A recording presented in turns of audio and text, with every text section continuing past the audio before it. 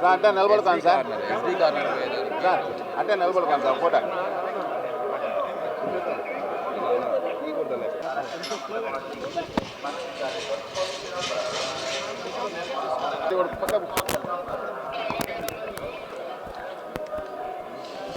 Sir ఒక నిమిషం sir 1 second sir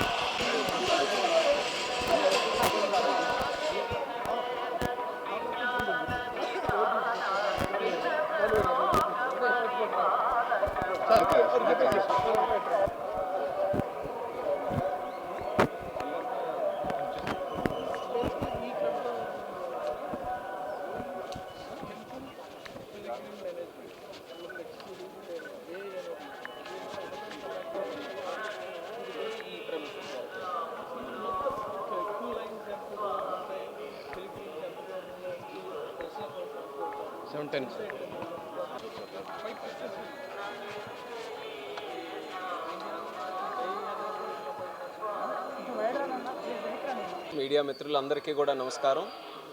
ఈరోజు తిరుమలలో కలియుగ వెంకటేశ్వర స్వామివారి తాలూకా దర్శనం అద్భుతంగా జరిగింది. నాతో పాటు మాజీ పార్లమెంటు సభ్యులు గల్లా జయదేవ్ గారు, అలాగే మినిస్ట్రీ ఆఫ్ సివిల్ ఏవియేషన్ నుంచి మా సెక్రటరీ, అలాగే airport authority of India chairman, అలాగే మా తాలూకా అఫీషియల్స్ చాలామంది ఈరోజు దర్శనం కోసం రావడం జరిగింది. మరి ముఖ్యంగా దర్శనం ఒక విశేషం అయితే, దర్శనంతో పాటు మొన్ననే రాష్ట్ర ముఖ్యమంత్రి వర్యులు చంద్రబాబు నాయుడు గారి చేతుల మీదుగా లాంచ్ అయినటువంటి ఇంటిగ్రేటెడ్ కమాండ్ కంట్రోల్ సెంటర్ ఏదైతే కొత్తగా ఇక్కడ ఎస్టాబ్లిష్ చేశారో దాన్ని కూడా మేము పర్యవేక్షించడం జరిగింది. మేము కూడా మినిస్ట్రీ ఆఫ్ సివిల్ ఏవియేషన్లో ఒక కమాండ్ సెంటర్ ఏర్పాటు చేయాలని ఎంతో కాలం నుంచి మేము కూడా ఒక ప్రయత్నం చేస్తున్నాం. మాకు కూడా ఈరోజు చాలా ఉపయోగపడే విధంగా బ్రహ్మాండంగా ఈరోజు ఇక్కడ కమాండ్ కంట్రోల్ సెంటర్ చేశారు. దానికి టీటీడీ వారికి హృదయపూర్వకమైనటువంటి అభినందనలు తెలియజేస్తున్నాం. ఎందుకనంటే అలాంటి కమాండ్ కంట్రోల్ సెంటర్ ఏర్పాటు చేయాలనంటే కొన్ని సంవత్సరాలు పడుతుంది. కానీ భక్తులు కలిసి, ఎన్ఆర్ఐస్ కొంతమంది అందరూ కలిసి ఇక్కడ ఉన్నటువంటి పరిస్థితులు గమనించి ఈరోజు ఉండే టెక్నాలజీని, ముఖ్యంగా ఏఐని వాడుకొని భక్తులందరికీ కూడా తక్కువ సమయంలో మంచి ఫెసిలిటీస్తో స్వామివారి దర్శనం చేసుకునే విధంగా, ఇబ్బంది లేకుండా చేసుకునే విధంగా ఈ యొక్క కమాండ్ కంట్రోల్ సెంటర్ ఏర్పాటు చేయడం అనేది చాలా గొప్ప ఎడిషన్ మన తిరుమల తిరుపతి దేవస్థానంకి. మేము కూడా ప్రత్యేకంగా ఈ యొక్క మోడల్ స్టడీ చేస్తాం.